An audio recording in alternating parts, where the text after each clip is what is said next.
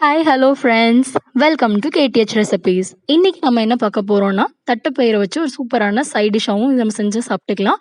அப்படி இல்லைன்னா இதை குழந்தைங்களுக்கு ஈவினிங் ஸ்நாக்ஸாகவும் கொடுக்கலாம். இது சப்பாத்திக்கு ஒரு அட்டகாசமான சைட் டிஷ்ஷாக இருக்கும். இப்போ நான் இந்த தட்டைப்பயிறு 150 கிராம் எடுத்திருக்கேன். நைட்டு ஃபுல்லாக ஊற வச்சுட்டு அதுக்கு அடுத்த நாள் காலையில் எழுந்திரிச்சு அதை ஃபுல்லாக முளை கட்டி எடுத்து வச்சிருக்கேன். அதுக்கப்புறமா அடுத்த நாள் தான் நம்ம சமைக்க போகிறோம். இதுக்கு இது கூடவே ஒரே ஒரு பெரிய வெங்காயமாக குட்டி குட்டியாக நறுக்கி வச்சிருக்கேன். காரத்துக்கு ஏற்ப மிளகாய் தூள், அப்புறமா 3/4 ஸ்பூன் மஞ்சத்தூள், ஒரே ஒரு தக்காளி, அப்புறமா கொத்தமல்லி இலை, துருவன தேங்காய், உப்பு தேவைக்கேற்ப, அப்புறமா எண்ணெய். இப்போ ஒரு பேன்ல 2 ஸ்பூன் எண்ணெய் சேர்த்திக்கோங்க. எண்ணெய் சூடானதுக்கு அப்புறமா இதுல ஒரு 5-6 பல் பூண்டை நம்ம இடிச்சு அதுல சேர்த்திக்கலாம். அரைச்சு சேர்க்கக்கூடாது, இடிச்சுதான் நம்ம சேர்த்திக்கணும். இப்போ அது லேசா 2 திருப்பி முடிச்சதுக்கு அப்புறமா நம்ம வெட்டி வச்சிருக்கோம் இல்லையா, அந்த வெங்காயம் அதையும் சேர்த்துருங்க. அதையும் சேர்த்துட்டு நல்லா ஃப்ரை பண்ணிடுங்க.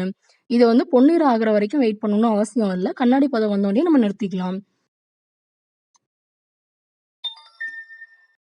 இப்போ இந்த ஸ்டேஜ்ல நம்ம இதை சேர்த்துக்கலாம். தக்காளியை போட்டுக்கலாம்.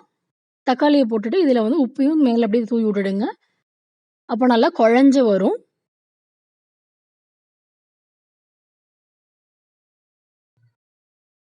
உப்பு தூவி விட்டுட்டு நல்லா ஒரு தடவை கிண்டி விட்டுடுங்க.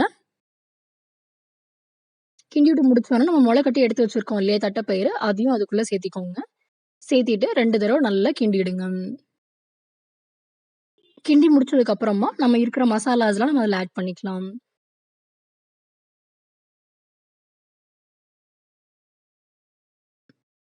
இப்போ இதுல நான் மஞ்சத்தூள் சேர்த்திக்கிறேன் 3/4 ஸ்பூன்.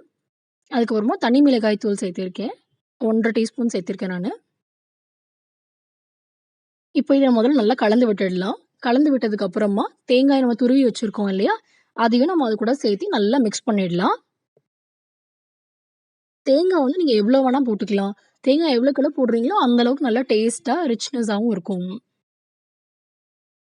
இப்போ இது கூட நான் 100 ml மட்டும் தண்ணி ஊத்துறேன். நிறைய தண்ணி ஊத்திட்டீங்கன்னா அப்புறம் நல்லா இருக்காது. அதனால வெறும் 100 ml மட்டும் தான் நான் ஊத்திருக்கேன். நீங்களும் அதே மாதிரி குறைச்சு ஊத்திக்கோங்க. இப்போ ஃபுல்லா எல்லா பக்கமும் கலந்து விட்டதுக்கு அப்புறமா ஒரு மூடி போட்டு மூடி வச்சிடுங்க. இப்போ 5 நிமிஷம் வெந்ததுக்கு அப்புறம் எடுத்து பார்த்தீங்கன்னா, கொஞ்சம் அந்த லேசா தண்ணி எல்லாம் சுண்டி நல்லா வத்தி இருக்க மாதிரி இருக்கும். இந்த ஸ்டேஜ்ல நம்ம ஒரு தடவை நல்லா திருப்பி விட்டுட்டு, அதுக்கப்புறமா நறுக்குன கொத்தமல்லி இலைய அதில தூவி விட்டுற வேண்டியதுதான்.